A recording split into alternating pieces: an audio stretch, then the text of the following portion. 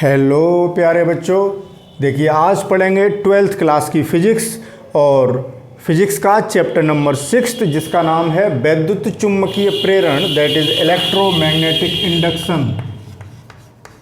Electromagnetic induction.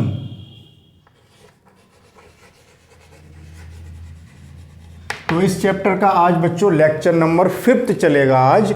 तो आज इस लेक्चर में हम एक नया इंटरेस्टिंग टॉपिक लेकर आए हैं जिसका नाम है भंवर धाराएं, जिसको बच्चों इंग्लिश में एडी करंट्स बोलते हैं।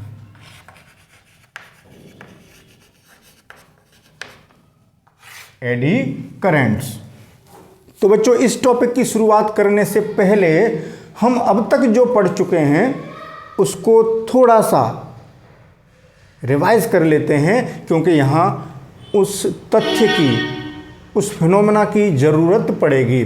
तो बच्चों हमने अब तक पढ़ा फैराडे के विद्युत चुम्बकीय प्रेरण के नियमों के अनुसार हमने ये देखा कि जब किसी परपथ से बद्ध चुम्बकीय फ्लक्स में परिवर्तन होता है तो उस परपथ में एक प्रेरित विद्युत वाहक बल उत्पन्न हो जाता है, और यदि वह परपथ बंद है तो उस परपथ में प्रेरित धारा बहने लगती है। बच्चों आप ये कहेंगे कि सर इस बात को आप हर लेक्चर में कह देते हो। तो बच्चों पूरे चैप्टर का कहना चाहिए जो सार है, जो विद्युत चुम्बकीय प्रेरण की घटना का जो सबसे बड़ा फैक्टर है, जो कारण है, वो यही है कि जब तक चुम्बकीय फ्लक्स में परिवर्तन होगा तब तक प्रेरित विद्युत वाहक बल उत्पन्न होगा। तो बच्चों ये बात तो रही एक परपथ की। परपथ एक कुंडली हो सकती है, कोई लूप हो सकता है। लेकिन अब हम एक नई बात पढ़ने जा रहे हैं बच्चों। फ्रांसीसी वैज्ञानिक फोको ने, ये वैज्ञानिक का नाम है बच्चों फोको।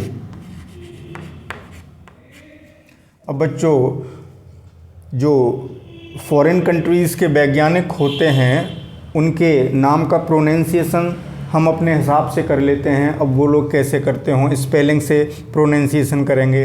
तो ये जो साइंटिस्ट हैं जिसको हम फोको कह रहे हैं, मतलब जिनको हम फोको कह रहे हैं, इनका पूरा नाम मैं यहाँ लिख देता हूँ।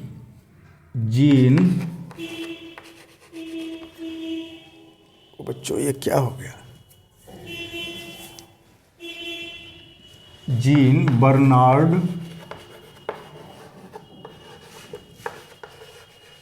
लियोन फोको। तो हम यहाँ पर केवल इतना फोको कह रहे हैं। अब बच्चों ये पढ़ाने का विषय नहीं, आप कहेंगे सर भंवर धाराएं पढ़ा रहे हो। लेकिन बच्चों भंवर धाराओं का जो कहना चाहिए आविष्कार या जिनके बारे में जो खोज पता लगाया वो फोको ने ही लगाया था। तो उनका पूरा नाम याद करने में हमारा क्या जाता है, पता होना चाहिए, जीन बर्नार्ड लियोन फोको। तो बच्चों यहाँ पर जैसे हमने यहाँ अब आप ऐसे पढ़ेंगे तो फोकोल्ट पढ़ सकते हैं, लेकिन हमने इनको अपनी भाषा में ये नाम दिया है। और इन का जो प्रोनाउंसिएशन होता है बच्चों, इनकी जो ग्रामर है, इनकी जो स्पेलिंग है वो अपने हिसाब से होती है, तो वो कोई बहस का टॉपिक नहीं है। तो हम पढ़ने जा रहे हैं भंवर धाराएं। तो अभी हमने बताया कि कुंडली या परपथ से बद्ध चुम्बकीय फ्लक्स में परिवर्तन होने पर उसमें प्रेरित विद्युत वाहक बल उत्पन्न होता है। लेकिन फोको ने ये देखा बच्चों कि जब किसी चालक या किसी धातु के टुकड़े को, क्योंकि धातुएं चालक होती हैं, जब किसी धातु के टुकड़े को, अब परपथ की बात नहीं कर रहे बच्चों, हम एक पीस की बात कर रहे हैं, धातु के टुकड़े की बात कर रहे हैं। जैसे हमने लोहे की एक चादर ले ली, तांबे की चादर ले ली, स्टील की चादर ले ली। तो धातु की अगर हमने कोई चादर ली है, कोई टुकड़ा लिया है, उस टुकड़े को बच्चों जब हम किसी परिवर्ती चुम्बकीय क्षेत्र में रखते हैं, या दो बातें हैं, या तो उस टुकड़े को परिवर्ती चुम्बकीय क्षेत्र में रखो। कैसा चुम्बकीय क्षेत्र कैसा है बच्चों, परिवर्ती चुम्बकीय क्षेत्र, दैट इज जो हमारा बी है वो बदल रहा है, कैसा है, परिवर्ती। बी परिवर्ती है बच्चों, मैं यही बात तो कहने जा रहा हूँ कि B बदल रहा है, और उस बदलते हुए उस परिवर्ती चुंबकीय क्षेत्र में अगर हम धातु का टुकड़ा रख दें तो बच्चों उस टुकड़े से संबद्ध जो फ्लक्स होगा फाई बराबर BA होगा।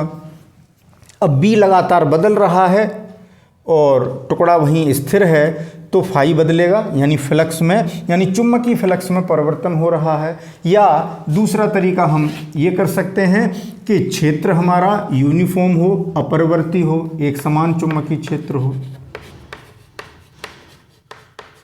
एक समान चुंबकीय क्षेत्र हो। उस एक समान चुंबकीय क्षेत्र में हम चालक को गति कराएं, यानी B हमारा कांस्टेंट है, तो उस केस में फाई इक्वल्स टू BA। तो हम उस चुंबकीय क्षेत्र में चालक को गति करा रहे हैं, क्षेत्र से बाहर ले आते हैं, क्षेत्र के अंदर लाते हैं। जैसे क्षेत्र के बाहर ले जाएंगे फ्लक्स घटेगा, क्षेत्र के अंदर लाएंगे फ्लक्स बढ़ेगा। तो इन दोनों घटनाओं में ही फ्लक्स में परिवर्तन हो रहा है बच्चों।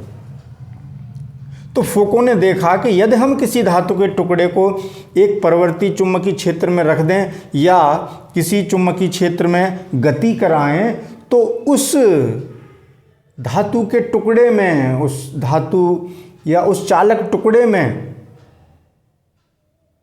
धाराएं उत्पन्न हो जाती हैं जो ठीक उसी तरीके से होती हैं जैसे बच्चों आपने पानी में, जैसे आपने नहरें देखी होंगी, तो कभी कभी आपने देखा होगा कि जैसे नहर ऐसे बह रही है इस दिशा में, लेकिन किसी स्थान पर पानी ऐसे गोल गोल घूमने लगता है, आपको घूमता हुआ दिखाई देता है, ऐसा देखा होगा आपने। यानी इसको कहते हैं पानी में भंवर पड़ना। क्या? भंवर। तो आपने पानी के अंदर, किसी नदी नहर के पानी के अंदर आपने पानी को गोल गोल घूमते हुए देखा है इस तरीके से, ठीक है ना बच्चों?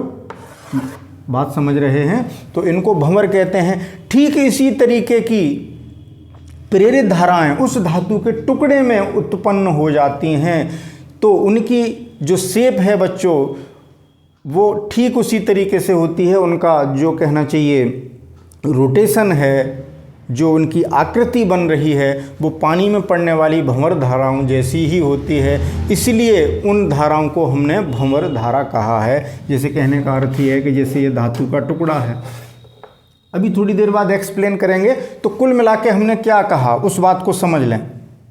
कैसे उत्पन्न होगी थोड़ी देर बाद बताएंगे कि भंवर धारा को हम कैसे संक्षेप में कह सकते हैं। ये मैं हटा देता हूँ बच्चों, चाहो तो आप इसका एक स्क्रीनशॉट ले सकते हैं।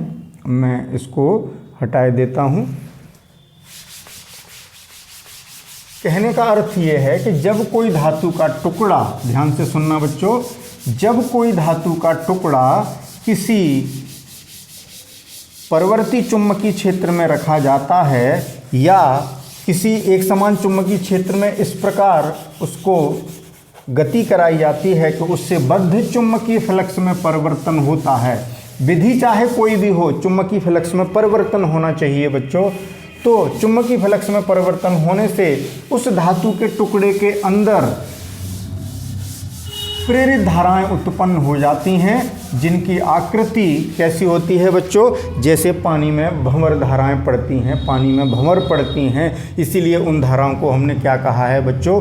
भंवर धाराएं। ये कैसे उत्पन्न होगी उसकी चर्चा होगी, लेकिन मैं अभी बच्चों आपकी सुविधा के लिए भंवर धाराओं के बारे में थोड़ा सा संक्षेप में लिख देता हूँ, जिससे आपको कोई कठिनाई न हो।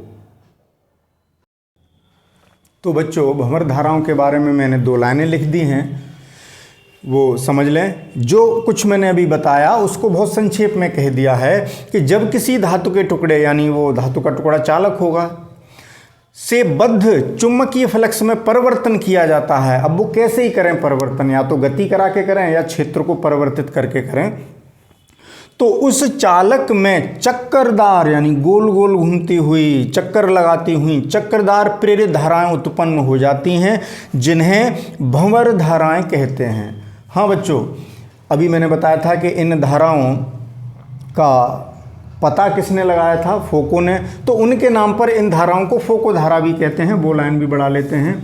इनके आविष्कारक इनके आविष्कारक के नाम पर इन्हें फोको धाराएं भी कहते हैं। ठीक है बच्चों। अब बच्चों ये जो धाराएं हैं, ये जो धाराएं उत्पन्न हो रही हैं, उनकी थोड़ी नेचर के बारे में बात कर लेते हैं। देखो, एक तो ये चक्करदार फॉर्म में है ही, और ये धाराएं इतनी प्रबल हो सकती हैं बच्चों कि वह चालक टुकड़ा गर्म होकर रक्त तप्त भी हो सकता है। रक्त तप्त यानी गर्म हो के, कहते ना लाल पड़ गया, गर्म कर दिया। जैसे लोहे का टुकड़ा आप एक भट्टी में डाल दें और फिर जब निकालें बहुत ज़्यादा गर्म हो जाए तब बिल्कुल लाल कलर का निकलेगा, क्योंकि उसका टेम्परेचर बहुत ज़्यादा हाई हो चुका होगा। रक्त तप्त यानी रेड हॉट। ये धाराएं इतनी प्रबल हो सकती हैं कि वो धाराओं का बच्चों आपने ऊष्मीय प्रभाव पड़ा है। जैसे आप हीटर जलाते हैं, हीटर को ऑन करते हैं, सर्दियां पड़ रही हैं आजकल, तो आप हीटर ऑन करते हैं, हीटर में फिलामेंट में धारा बहती है, तो वो धारा ही ऊष्मा उत्पन्न करती है। वो विद्युत धारा किस में कन्वर्ट हो रही है? ऊष्मीय ऊर्जा में। तो यहाँ भी जो भंवर धाराएं हैं ऊष्मीय ऊर्जा उत्पन्न करती हैं, और वो टुकड़ा बहुत गर्म भी हो सकता है। अब वो डिपेंड करता है बच्चों कि ये जो प्रेरित धाराएं हैं कितनी प्रबल हैं या कितनी दुर्बल हैं, वो डिपेंड करती हैं चालक के प्रतिरोध पर। चालक का प्रतिरोध जितना ज़्यादा होगा, भंवर धाराएं उतनी कम होंगी, कम मात्रा में होंगी, क्षीण होंगी।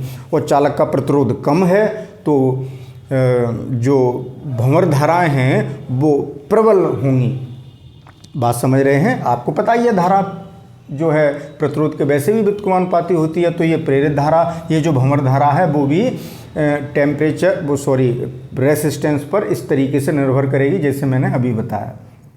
कैसे? चालक का जो रेसिस्टेंस है यानी प्रतिरोध है, चालक का प्रतिरोध अगर लो है तो करंट कैसी होगी बच्चों? एडी करंट्स, भंवर धाराएं कैसी होंगी? एडी करंट्स स्ट्रॉन्ग होंगी, प्रबल होंगी। और अगर रेसिस्टेंस हाई है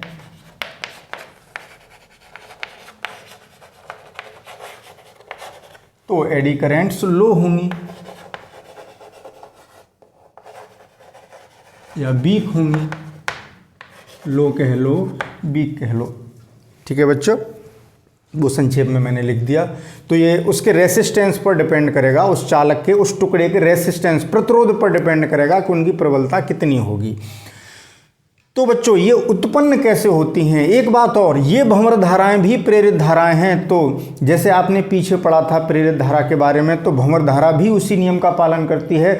ये भंवर धाराएं भी उस कारक का विरोध करती हैं जिसके कारण ये स्वयं उत्पन्न होती हैं, जैसा कि फैराडे के नियम में पढ़ा था बच्चों।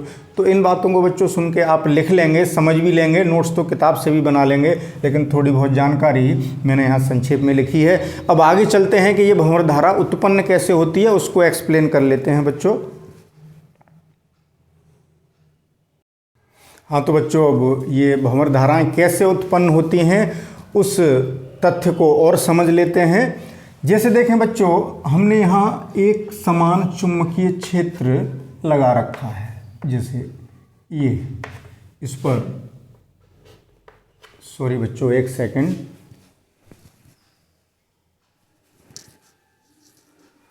लाइट की थोड़ी प्रॉब्लम हो गई, बस एक सेकंड इंतज़ार कीजिए, मैं अभी सही करता हूँ।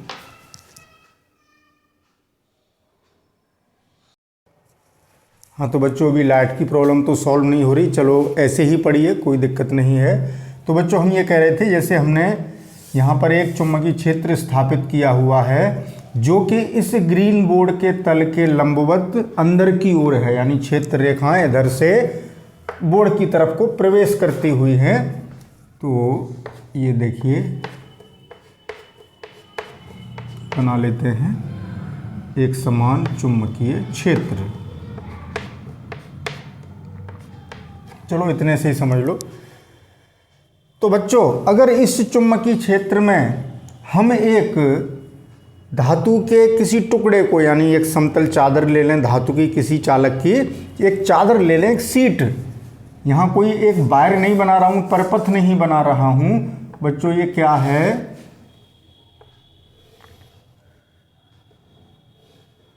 एक धातु का टुकड़ा है। सीट जानते हैं आप, चादर, चादर तो पूरी यहाँ पर ठोस होगी ना, ये कोई मैंने फ्रेम नहीं बनाया है।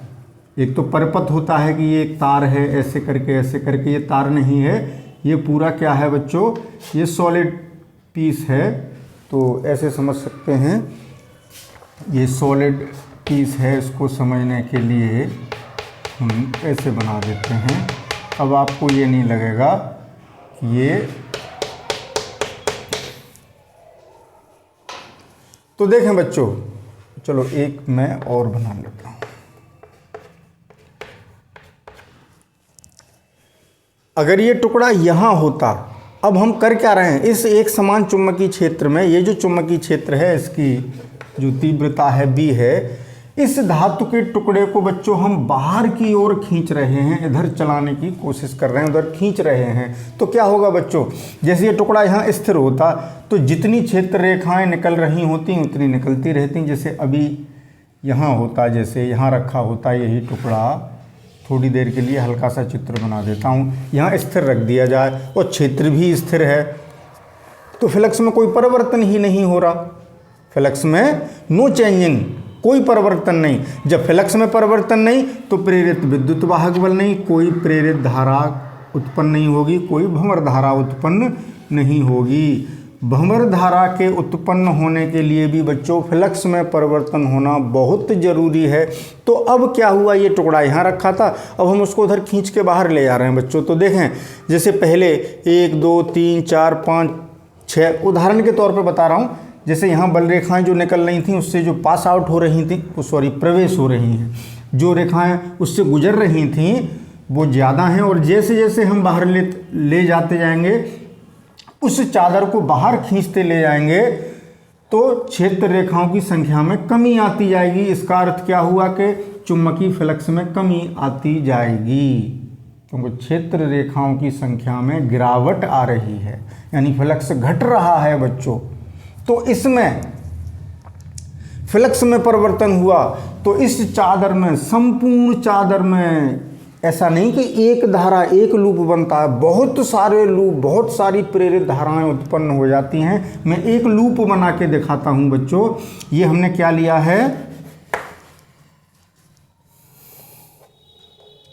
अब बच्चों ऐसा नहीं कि जो चादर लेंगे, चौकोर लेंगे तो ऐसा होगा, गोल लेंगे तो नहीं होगा, हम वर्ग ले लेंगे तो नहीं होगा। ऐसा किसी भी आकृति का कोई टुकड़ा हो, आकार चाहे उसका कुछ भी हो, आकृति कुछ भी हो, धातु के टुकड़े को जब हम चुंबकीय क्षेत्र में गति कराएंगे बच्चों तो प्रेरित धारा उत्पन्न होगी।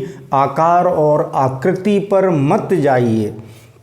तो ये हमने बच्चों क्या ले लिया है, एक चालक चादर या धातु की चादर। बच्चों रोशनी कम हो गई है, थोड़ी लाइट की प्रॉब्लम हो गई है,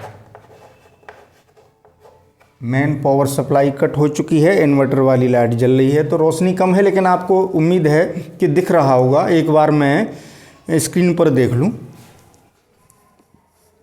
हाँ वैसे सही है, काम चल जाएगा बच्चों।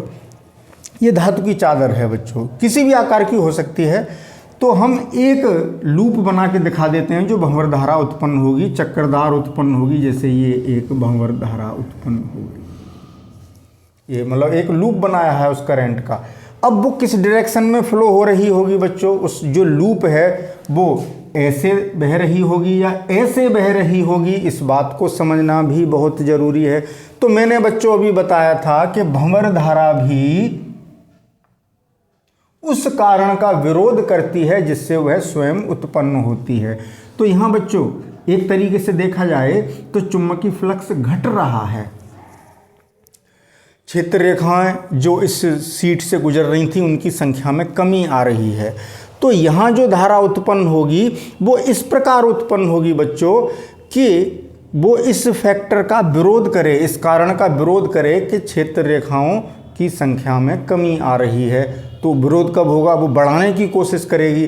तो यानी इसमें धारा इस तरीके से होगी कि क्षेत्र रेखाएं कि उसके अंदर जो फील्ड उत्पन्न हो, इस लूप के अंदर जो इसके कारण जो चुंबकीय क्षेत्र उत्पन्न हो वो उसी दिशा में हो जिस दिशा में B है।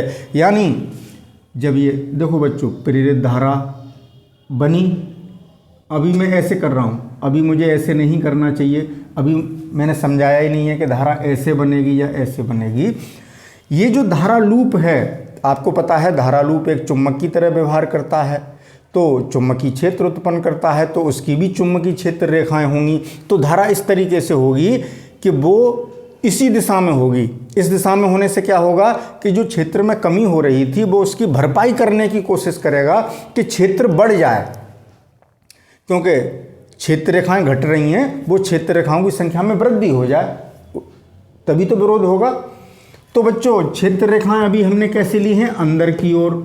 तो क्षेत्र रेखाएं, इससे जो चुंबकीय क्षेत्र उत्पन्न होगा वो भी अंदर की ओर उत्पन्न होगा, जिससे कि ये तो था ही, जो मूल चुंबकीय क्षेत्र जो हमने लगाया था वो तो था ही, इसके कारण जो उत्पन्न हो रहा है वो भी उसी दिशा में उत्पन्न हो, जिससे कि चुंबकीय क्षेत्र में कमी न आने पाए। क्योंकि इसकी बुरी आदत है ये विरोध करना, है ना। क्योंकि ये क्यों उत्पन्न हो रही है बच्चों, चुंबकीय क्षेत्र रेखाओं में संख्या में कमी आने से, चुंबकीय फ्लक्स में कमी आने से। तो ये क्या करेगी, बढ़ाने की कोशिश करेगी। और कोई चीज़ कब बढ़ेगी, कोई वेक्टर कब बढ़ेगा, जिस दिशा में वेक्टर है उसी दिशा में और वेक्टर ऐड कर दिया जाए। तो बच्चों क्या होगा, क्षेत्र रेखाएं अंदर की ओर कब उत्पन्न होती हैं, क्षेत्र रेखाएं किस में प्रवेश करती हैं, साउथ पोल में। तो यहाँ धारा इस तरीके से होगी कि यहाँ साउथ पोल बन जाए बच्चों, ये एरो लगा दिए मैंने, तो धारा इस तरीके से होगी। समझ रहे हैं। जब मैं उसको बाहर ले जा रहा हूँ तो उसमें क्लॉकवाइज डायरेक्शन में करंट, एडी करंट उत्पन्न हो चुकी है। ऐसी बहुत सारे लूप्स होंगे बच्चों, इसमें एक दिखा दिए मैंने, तो यही क्या है, एडी करंट। एडी करंट का एक लूप है, तो इसको मैं ऐसे लिख सकता हूँ, लूप ऑफ एडी करंट या भंवर धारा लूप,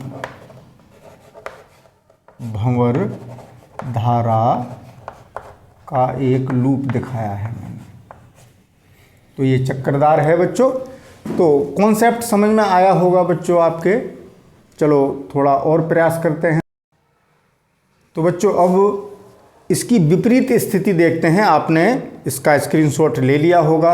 अब हम ये कहना चाह रहे हैं कि जैसे ये टुकड़ा बाहर ले जा रहे थे तो भंवर धारा इस तरीके से उत्पन्न हुई पूरे आयतन में। एक लूप दिखाया ना बच्चों, पूरे आयतन में, उस धातु के टुकड़े के पूरे आयतन में ऐसे भंवर धाराएं उत्पन्न होंगी। अगर हम, चलो यहाँ समझ लेते हैं, मैं वैसे इसको हटाना चाह रहा था इसलिए मैं हटा था थोड़ी देर के लिए। अगर जैसे चुंबकीय क्षेत्र ये है, चलिए मैं यहाँ बना लेता हूँ, दूसरी स्थिति से समझाने की कोशिश करते हैं।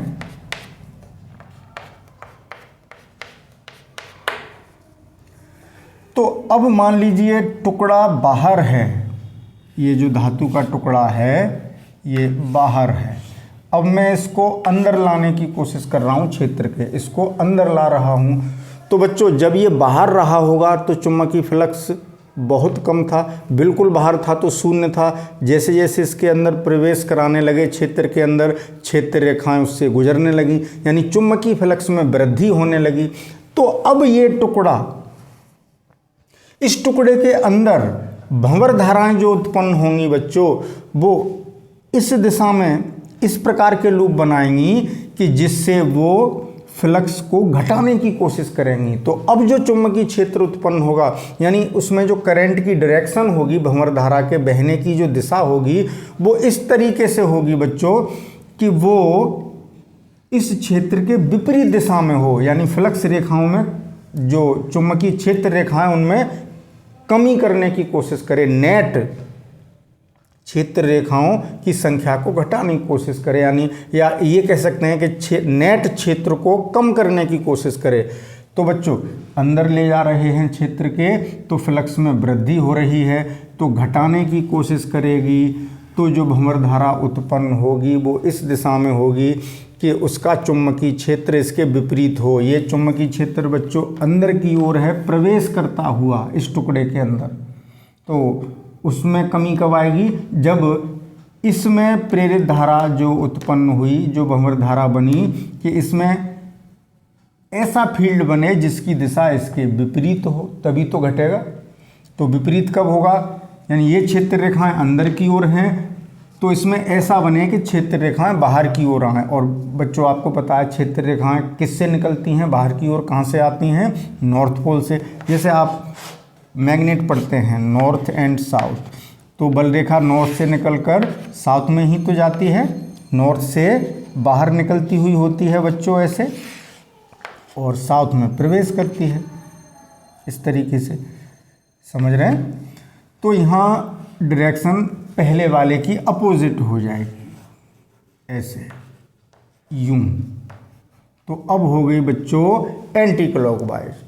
तो जैसा भी हो, चाहे एंटी क्लॉकवाइज हो चाहे क्लॉकवाइज हो, जब हम धातु के टुकड़े को क्षेत्र में गति कराते हैं, बाहर ले जाते हैं, अंदर लाते हैं, इस क्रिया को जितनी तेज़ी से करेंगे, फ्लक्स में परिवर्तन की दर को जितना ज़्यादा कर देंगे, उसमें जो भंवर धाराएं उतनी ही ज़्यादा प्रबलता में उत्पन्न होंगी। तो बच्चों उम्मीद है कि ये भंवर धारा का कॉन्सेप्ट आपकी समझ में आ रहा होगा।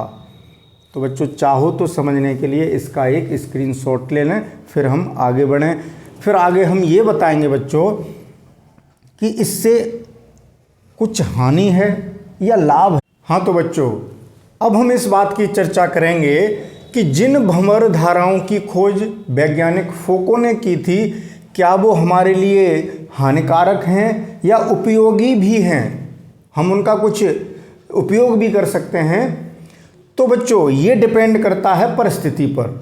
जैसे हर सिक्के के दो पहलू होते हैं, सिक्के में हेड भी होता है, टेल भी होता है, ठीक उसी तरीके से ये परिस्थिति पर डिपेंड करता है कि भंवर धारा हमारे लिए नुकसानदायी साबित होगी या फ़ायदेमंद साबित होगी। ठीक उसी तरीके से जैसे बच्चों घर्षण बल हमारे लिए ज़रूरी भी है और घर्षण बल से हमें दिक्कत भी होती है। तो कुछ परिस्थितियों में हम ये चाहते हैं कि यहाँ घर्षण बल कम हो जाए, और कुछ परिस्थितियों में हम ये चाहते हैं कि घर्षण बल अधिक कर दिया जाए। ये आप 11th में पढ़ चुके हो, ज़्यादा चर्चा नहीं करेंगे। तो अब हम उन्हीं परिस्थितियों की बात करने जा रहे हैं। तो सबसे पहले हम हानि की बात कर लेते हैं बच्चों कि भंवर धारा से हानि क्या होती है। तो बच्चों मैंने कहा था परिस्थिति पर डिपेंड करता है कि हानि है या लाभ है। तो बच्चों भंवर धारा से हानि कहाँ होती है वो पहले समझ लें कि जैसे बच्चों डायनमो है, वैद्युत मोटर है या ट्रांसफॉर्मर है, ठीक है ना। जैसे डायनमो या मोटर की बात की जाए या ट्रांसफॉर्मर की बात की जाए,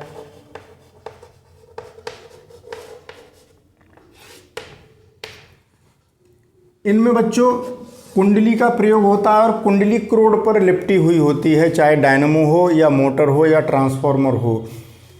तो बच्चों अगर ये टॉपिक समझ में नहीं आ रहा है तो ट्रांसफॉर्मर प्रत्यावर्ती धारा यानी अगले चैप्टर में पढ़ाया जाएगा, वहाँ क्लियर हो जाएगी ये बात। कुल मिला के ये समझें, कुंडली जहाँ लपेटी जाती है, कुंडली को जिस धातु के टुकड़े पर लपेटते हैं, वो धातु का टुकड़ा किसी भी आकृति का हो सकता है, उसको हम क्रोड कहते हैं बच्चों। क्या कहते हैं?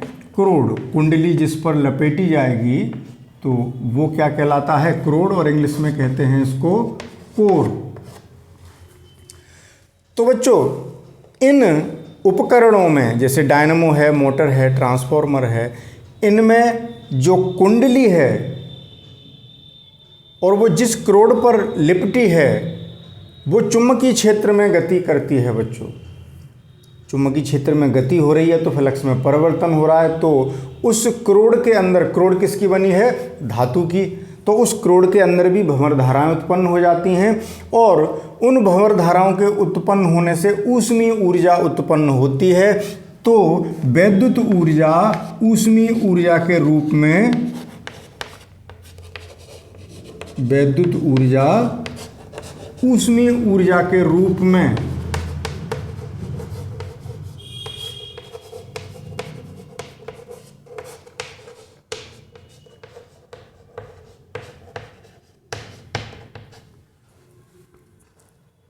मतलब टोटल वैद्युत ऊर्जा की बात नहीं कर रहा हूँ, वैद्युत ऊर्जा का कुछ भाग ऊष्मीय ऊर्जा के रूप में कन्वर्ट होता है। तो वैद्युत ऊर्जा ऊष्मीय ऊर्जा के रूप में जब बदल रही है तो वैद्युत ऊर्जा की हानि हो रही है। तो क्या हो रहा है बच्चों, एनर्जी लॉस, ऊर्जा हानि हो रही है। हमारी एनर्जी ऊष्मा के रूप में, हमें वहाँ हीटर थोड़ी चलाना है।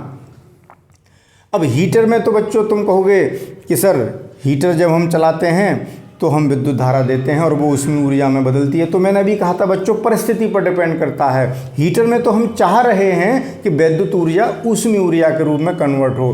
बच्चों डायनेमो में और मोटर में या ट्रांसफार्मर में हम ये थोड़ी चाह रहे हैं कि हमारी वैद्युत ऊर्जा ऊष्मीय ऊर्जा के रूप में नष्ट हो जाए, वैद्युत ऊर्जा का अधिकांश भाग ऊष्मीय ऊर्जा के रूप में नष्ट हो जाए, ये हम नहीं चाहेंगे।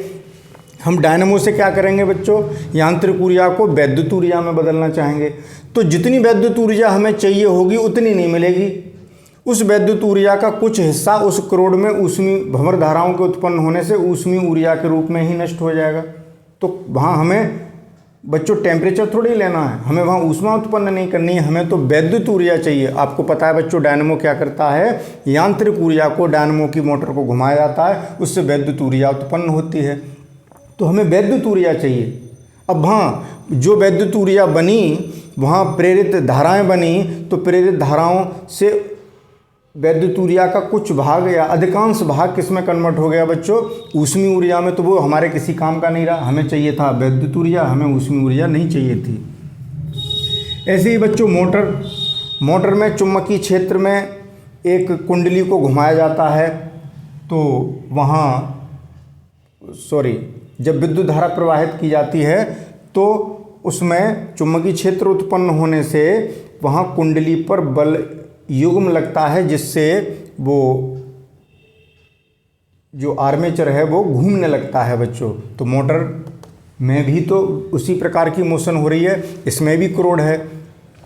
तो इसमें भी विद्युत ऊर्जा जितनी हम दे रहे हैं उतनी यूटिलाइज नहीं हो पा रही है, यहाँ भी हानि हो रही है। ऐसे ही बच्चों ट्रांसफार्मर का काम क्या है, डिटेल में आगे पढ़ेंगे। लो वोल्टेज को हाई वोल्टेज में कन्वर्ट करना, हाई वोल्टेज को लो वोल्टेज में कन्वर्ट करना। इनपुट में हम पावर देते हैं, उस पावर का कुछ भाग भंवर धाराओं के कारण ऊष्मीय ऊर्जा के रूप में ही खर्च हो गया, तो हमें आउटपुट पावर उतनी नहीं मिलेगी। जैसे ट्रांसफार्मर को हमने इनपुट दिया 100 वाट और हमें मिला 80 वाट या 60 वाट, या हम ये कहें कि 100 वाट दिया और 20 वाट एनर्जी, यानी 1 सेकंड में 20 जूल, वाट का मतलब जूल पर सेकंड, यानी 1 सेकंड में 100 वाट पावर में से 20 वाट पावर हीट में कन्वर्ट हो गई प्रेरित धाराओं के कारण, और हमें आउटपुट 80 ही मिला। और भी हानियां होती हैं बच्चों ट्रांसफार्मर में, लेकिन यहाँ पर हम केवल भंवर धाराओं की हानियों की बात कर रहे हैं।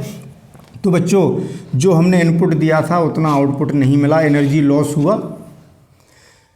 तो बच्चों ये भंवर धाराएं ऊष्मीय ऊर्जा के रूप में विद्युत ऊर्जा में हानि करती हैं, तो हानिकारक हैं।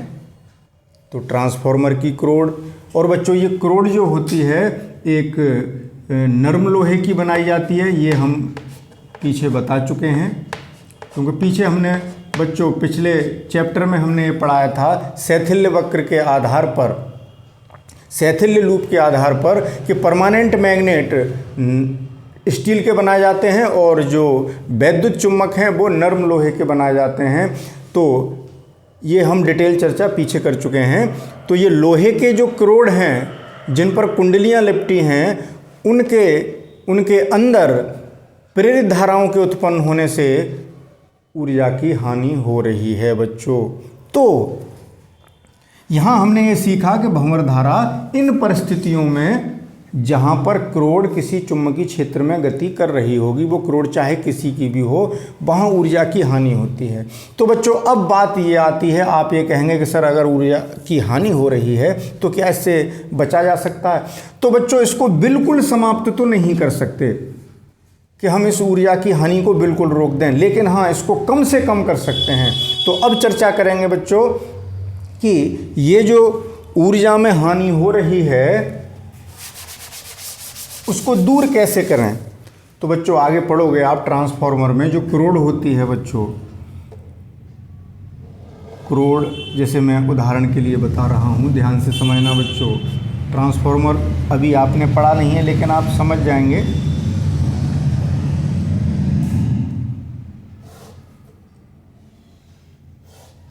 ये क्रोड है बच्चों, एक कुंडली इधर लपेटी जाती है प्राइमरी, एक कुंडली इधर लपेटी जाती है, ये नरम लोहे का एक क्रोड है।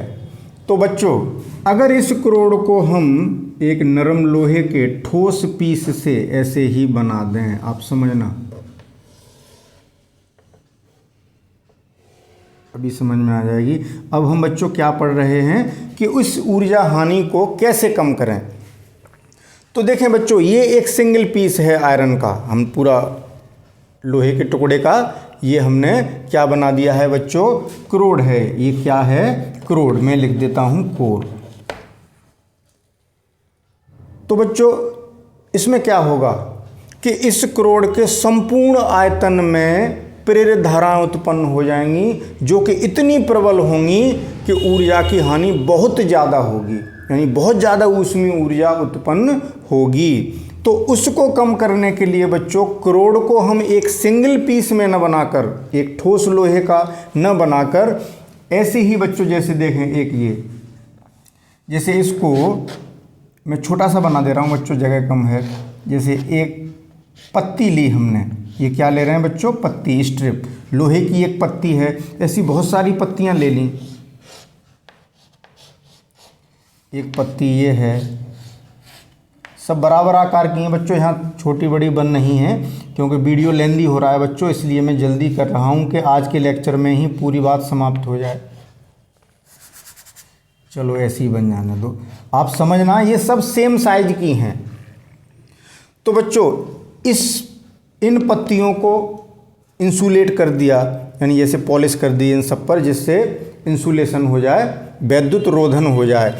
अब इन पत्तियों को मिलाकर एक के ऊपर एक रख करके हम ऐसी फ्रेम बना सकते हैं। ये तो एक सिंगल पीस की है, लोहे का पूरा ठोस मटेरियल है, तो इसमें ऊर्जा की हानि बहुत हो रही है। अगर हम इसी क्रोड को बच्चों पत्तियों से मिला के बनाएं, जैसे बहुत सारी ऐसी पत्तियां लें बच्चों और एक के ऊपर एक रख करके ऐसा पैकेट बना दिया जाए तो वो भी ऐसा बनेगा।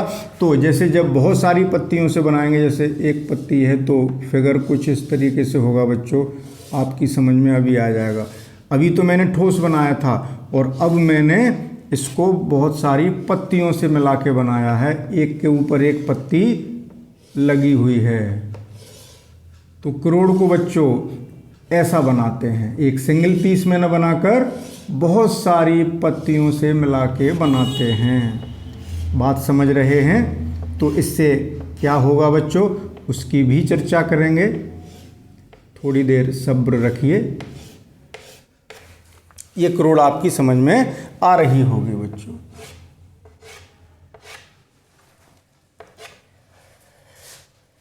समझ रहे हैं? तो यहाँ क्या हुआ बच्चों कि अब क्रोड जो है सिंगल पीस में न होकर बहुत सारी पत्तियों से मिलके बनी है, तो इसके अंदर जो भंवर धाराएं थीं वो हर पत्ती में बट गईं। तो उनकी जो प्रबलता जो थी, स्ट्रॉन्गनेस, उन एडी करेंट्स की जो प्रबलता थी वो बहुत सारी पत्तियों में बट गई और प्रतिरोध भी बढ़ गया। तो भंवर धाराएं क्षीण हो गईं, कम हो गईं, दुर्बल हो गईं। तो जब दुर्बल हो गईं तो ऊर्जा में हानि भी कम हो जाएगी। तो बच्चों इसीलिए क्रोड को हमेशा एक पीस में न बना करके पत्तियों को जोड़ जोड़ के बनाते हैं। तो बच्चों इस टाइप की जो क्रोड होती है, जो बहुत सारी पत्तियों से मिलके बनाई जाती है, उसको कहते हैं पटलित क्रोड। क्या कहते हैं? पटलित क्रोड, लैमिनेटेड कोर। तो आपसे ये पूछा जा सकता है बच्चों, एक शॉर्ट क्वेश्चन, कि ट्रांसफार्मर की करोड़ को हम पटलित क्यों बनाते हैं, लेमिनेटेड क्यों बनाते हैं, तो उसका जवाब मिल गया आपको कि भंवर धाराएं क्षीण हो जाएं और ऊर्जा की हानि कम हो। ठीक है बच्चों, अब हमने हानि की बात कर ली। जब हानि की बात कर ली है तो अंडरस्टूड है, आप इसका स्क्रीनशॉट लें। फिर आगे चलेंगे हम, इसके एप्लीकेशंस क्या क्या कर सकते हैं, हम इसको कहाँ कहाँ उपयोगी बना सकते हैं, किन किन परिस्थितियों में। तो पहले इसका एक स्क्रीनशॉट लें बच्चों।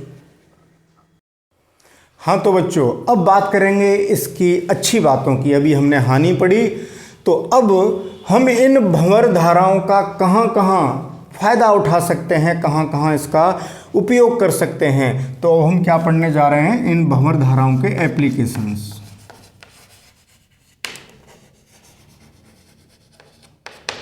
तो देखें बच्चों, कोई चीज़ बुरी भी होती है तो उसमें कुछ अच्छाइयाँ भी होती हैं। हर बुरी चीज़ अच्छाई भी लेके साथ आती है। तो देखें बच्चों, एप्लीकेशन में हम कई एप्लीकेशंस की में एक पहले एप्लीकेशन की बात करते हैं कि इन भंवर धाराओं का एक बहुत अच्छा उपयोग होता है चल कुंडल धारामापी को, चल कुंडल धारामापी को, यानी moving coil galvanometer, moving coil galvanometer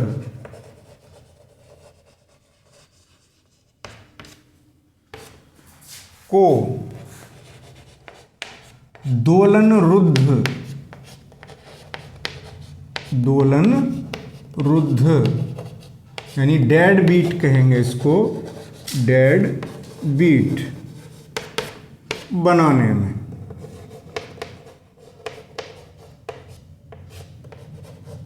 बच्चों, आप धारामापी पीछे पढ़ चुके हैं गैल्वेनोमीटर को। आपने देखा है कि गैल्वेनोमीटर में एक स्केल होता है और यहाँ एक पॉइंटर होता है और इस स्केल पर बहुत सारे डिवीजन्स होते हैं और यहाँ मिडिल में, मैंने तिरछा कर दिया बच्चों, यहाँ मिडिल में 0 होता है और यहाँ इस तरीके से डिवीजन्स होते हैं। चलिए वो ज़्यादा चर्चा नहीं कर रहे, इसका हम केवल ये एप्लीकेशन पढ़ेंगे कि दोलन रुद्ध बनाने में किस तरीके से भंवर धाराएं उपयोग में आती हैं। तो बच्चों, जब आप धारामापी को किसी वैद्युत परपथ में जोड़ते हो और जैसे ही की को ऑन क्लोज करते हो जिससे कि परपथ में विद्युत धारा प्रवाहित हो, तो उसमें विक्षेप उत्पन्न होता है, डिफ्लेक्शन उत्पन्न होता है और पॉइंटर वहाँ से हटता है। तो बच्चों, ये जो धारामापी होती है उसमें ये जो हमारा संकेतक है उसमें एक कुंडली होती है। वो कुंडली बच्चों एल्यूमिनियम के फ्रेम पर, एल्यूमिनियम के फ्रेम पर तांबे के इंसुलेटेड होंगे, वो तांबे के तार इंसुलेटेड तांबे के तारों को लपेटकर बनाया जाता है,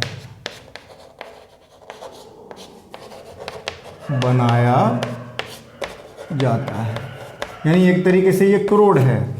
उसमें जो कुंडली बनाई है बच्चों तांबे के तार की, उसको एल्यूमिनियम के फ्रेम पर लपेटा है। तो ये फ्रेम बच्चों क्या है, एक कहना चाहिए करोड़ का ही काम कर रहा है। तो एल्यूमिनियम के फ्रेम पर जो तांबे के तार लपेटे गए हैं और जैसे ही आप परपथ में की को प्रेस करेंगे, दाब कुंजी है, दाब कुंजी को दबाएंगे, जैसे मैं ये कहना चाह रहा हूँ, जैसे कोई परपथ है और ये गैल्वेनोमीटर है, ठीक है, मान लो मैंने ऐसे बना दिया ये सेल और ये दाब कुंजी। तो जैसे अभी ये खुली है कुंजी, जब इसको क्लोज करोगे यानी इसको दबाओगे, जब कुंजी को दबा देंगे तो करंट इसमें फ्लो होगी, तो इसमें विक्षेप उत्पन्न होगा, पॉइंटर हटेगा अपनी जगह से। तो बच्चों उस स्थिति में यहाँ इसके अंदर जो एल्यूमिनियम का फ्रेम था उसके अंदर भंवर धाराएं उत्पन्न होंगी, क्योंकि वहाँ विद्युत चुम्बकीय प्रेरण की घटना होगी। तो वहाँ भंवर धाराएं बच्चों इसकी गति का विरोध करेंगी, पॉइंटर की गति का। तो पॉइंटर वाइब्रेशन ऐसे नहीं करेगा कि वहाँ से हटा और ऐसे ऐसे करने लगा, ऐसे वो तुरंत अपनी जहाँ उसको फाइनल विक्षेप की स्थिति है, जैसे इसको यहाँ से हट के यहाँ तक जाना है तो यहीं आके रुक जाएगा, एक संतुलन बन जाएगा। और अगर प्रेरित धारा नहीं होती तो ये इधर जाता फिर थोड़ा वाइब्रेट करने लगता। बच्चों समझ रहे हैं बात? जैसे कहने का मतलब ये है, मैं ये कहना चाह रहा हूँ कि जैसे मेरे पास एक ये पीस है, अब बच्चों मैं इसको यहाँ ले गया, मैंने फोर्स लगाया और इसको जैसे, तो ये इस तरीके से ये वाइब्रेशन हुआ एक तरीके से, ठीक है। तो थोड़ी देर लगाता वो अपनी फाइनल पोजीशन में पहुँचते समय, थोड़ा सा हिलता तब रुकता थोड़ी देर में, लेकिन भंवर धाराओं के कारण वो बहुत शीघ्र ही अपनी विक्षेप की स्थिति में पहुंच जाता है। तो इसको कहते हैं डेड बीट। तो चल कुंडल धारामापी जो है वो प्रेरित धाराओं के कारण ही दोलन रुद्ध हो पाती है। तो बच्चों अब चलते हैं, स्क्रीनशॉट ले लो पहले चाहो तो, फिर आगे चलेंगे सेकंड पॉइंट पर। बच्चों इन भंवर धाराओं का स्क्रीनशॉट आपने ले लिया होगा, अब मैं हटा रहा हूँ बच्चों, एक सेकंड। इन भंवर धाराओं का सेकंड एप्लीकेशन। बच्चों इन भंवर धाराओं के कारण ही हम धातु के टुकड़े को पिघला भी सकते हैं। भाई हमें धातुओं को गलाने की भी तो ज़रूरत पड़ती है। जैसे कोई धातु है, उसके हमें तार बनाने हैं या उसकी मोल्डिंग करनी है, कोई दूसरी चीज़ बनानी है, तो पहले उसको पिघला के उनको सांचों में डाल के जो हम बनाना चाहते हैं वो बनाया जाता है। तो धातु को पिघलाने के लिए इन भंवर धाराओं का उपयोग किया जाता है। तो वो होती है बच्चों प्रेरण भट्टी। सॉरी यहाँ सेकंड नहीं किया मैंने। अब किस में उपयोग पढ़ने जा रहे हैं बच्चों? इसका दूसरा एप्लीकेशन प्रेरण भट्टी में, that is induction furnace. Electromagnetic induction की घटना होगी, इसलिए इसको क्या नाम दिया गया है? प्रेरण भट्टी। क्योंकि जो भंवर धाराएं हैं वो भी तो बच्चों विद्युत चुम्बकीय प्रेरण की घटना से ही उत्पन्न हो रही हैं, इंडक्शन फर्नेस। तो बच्चों समझ लें, जैसे हम किसी धातु के टुकड़े को पिघलाना चाहते हैं तो उस धातु के टुकड़े को एक बहुत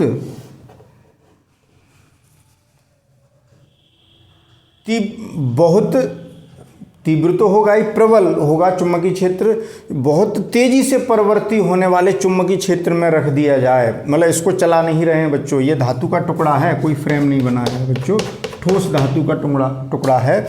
तो इसको ऐसे चुंबकीय क्षेत्र में रख दें जो बहुत तेजी से परिवर्तित हो रहा है, तो फ्लक्स में परिवर्तन बहुत तेजी से होगा बच्चों, और इसमें भंवर धाराएं उत्पन्न हो जाएंगी क्योंकि चुंबकीय फ्लक्स में परिवर्तन होने लगा। क्योंकि परिवर्ती चुंबकीय क्षेत्र है, कैसा है? वेरिएबल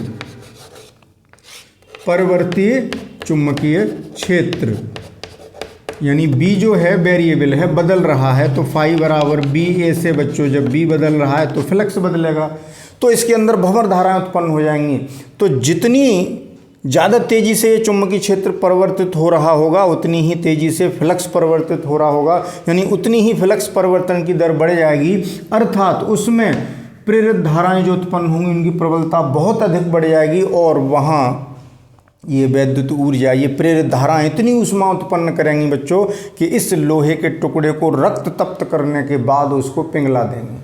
तो बच्चों इन भंवर धाराओं का उपयोग प्रेरण भट्टी में हुआ। इस भट्टी में ना हमने कोयला डाला, न हमें LPG चलाने की ज़रूरत पड़ी, न हमें किसी अन्य, हमने केवल चुंबकीय क्षेत्र लगा करके ही उस धातु के टुकड़े को पिघला दिया।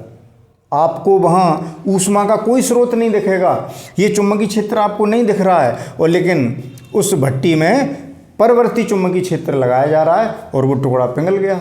तो है ना कितनी बढ़िया चीज़। तो बच्चों कितना अच्छा उपयोग है। आप ये कह रहे थे कि हानि वाली चीज़ पढ़ा रहे हैं सर, जब हानि है तो फोको ने इसकी खोज क्यों की? नहीं बच्चों, हानि भी है तो लाभ भी है, ये डिपेंड करता है कि हम उसका यूज़ कैसे कर रहे हैं बच्चों।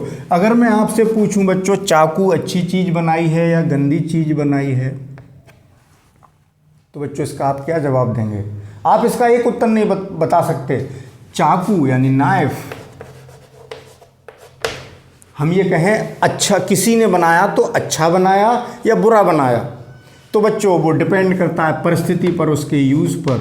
तो कोई ये नहीं कह सकता कि अच्छा है और कोई एक आंसर नहीं दे सकता, उसे दोनों आंसर देने होंगे, अच्छा भी है और बुरा भी है। अच्छा कब है, उससे आप फल काटिए, सब्जी काटिए, जो उपयोगी चीज़ काटनी है उसको काटिए। फल हैं, सब्जी हैं, मिर्च का अचार डाल रहे हैं, मिर्च काटिए, प्याज काटिए, टमाटर काटिए, जो भी काटना है आपको। कोई वायर काटना है वायर काटिए, कोई रस्सी काटनी है रस्सी काटिए, धागा काटना है धागा काटिए। तो ये अच्छा हो गया कि बहुत बढ़िया चीज़ बनाई है।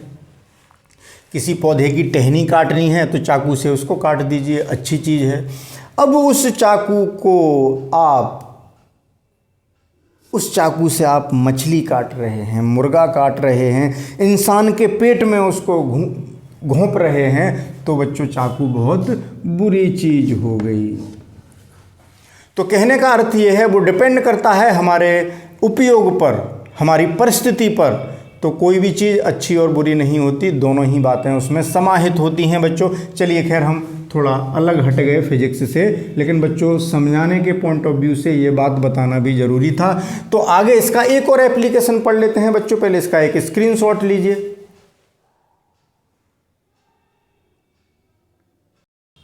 हाँ तो बच्चों अब चलते हैं तीसरे एप्लीकेशन पर, यानी वैद्युत चुम्बकीय ब्रेक। आपने नाम सुना होगा, इलेक्ट्रिक ब्रेक होते हैं, तो वैद्युत चुम्बकीय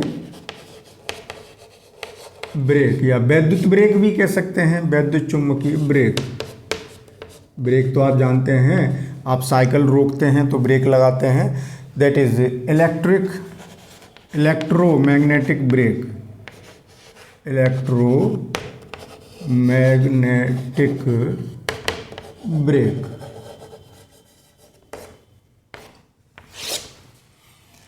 तो इसका क्या प्रिंसिपल है बच्चों वो समझ लेते हैं। वैद्युत चुम्बकीय ब्रेक हैं तो बच्चों जो विद्युत से चलने वाली ट्रेन्स होती हैं, जो रेलगाड़ियां हैं, उनके जो पहिए धुरी पर घूम रहे हैं, पहियों को जोड़ने वाली जो एक्सेल होती है उसको हम हिंदी में धुरी कहते हैं। उस धुरी के साथ बच्चों एक ड्रम लगा रहता है।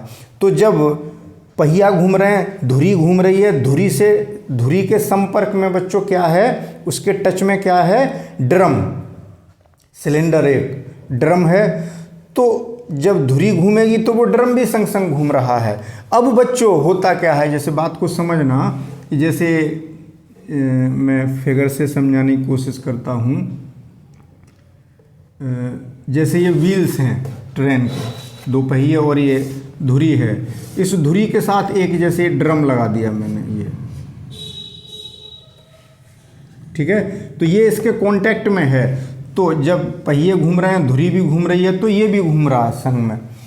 तो बच्चों होता क्या है कि जब हमें ट्रेन रोकनी होती है तो इस ड्रम के आसपास कुंडलियां होती हैं, यानी वैद्युत चुम्बक होती हैं, उनके अंदर उनमें प्रबल वैद्युत धारा, प्रबल प्रत्यावर्ती धारा प्रवाहित कर देने से वहाँ एक बहुत तेज़ी से परिवर्तित होने वाला चुम्बकीय क्षेत्र उत्पन्न होगा, और उस चुम्बकीय क्षेत्र में ये ड्रम गति कर रहा है, तो इसमें बहुत प्रबलता की भंवर धाराएं उत्पन्न हो जाएंगी। और भंवर धाराएं बच्चों आपने पढ़ा है उस कारण का विरोध करती हैं जिससे वह स्वयं उत्पन्न हुई हैं।